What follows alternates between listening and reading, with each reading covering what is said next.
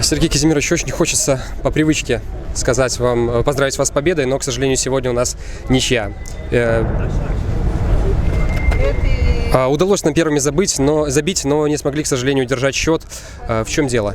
Да, к сожалению, не смогли, но все равно ребята молодцы, им спасибо сказал за игру. Надо было, конечно, второй забивать. В первом тайме были для этого момента. Считаю, по созданию голевых моментов, по опасности их мы чуть больше, наверное, их создали. Вопрос в реализации. Но, наверное, ничейный результат, наверное, он закономерен. Контролировали мяч в первом тайме, во втором дали много свободы игрокам Арсенала, стали сами надеяться на контратаки. Такая установка была, либо уже получилось?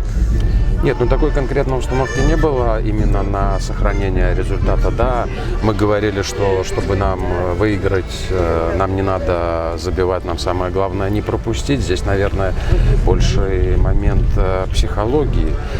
Первое. И второе, надо не забывать, кто нам сегодня противостоял. Это команда довольно-таки хорошая в техническом оснащении, любит с мячом играть с позиции силы в позиционную атаку. Это команда, которая забрала очки у Гомеля, выиграла у Локомотива. Я про домашние игры. Любой команде здесь непросто. Стратегически для нас этот приемлемый результат. Да, мы чуть расстроили, что наша выигрышная серия прервалась, но мы рады тому, что беспроигрышная продолжается. Отсутствовал сегодня Евгений Чеботаренко. Скажите, что с этим парнем? У Евгения на одной из тренировок там мышечное повреждение. Я думаю, с этой недели он, наверное, будет уже в общей группе работать.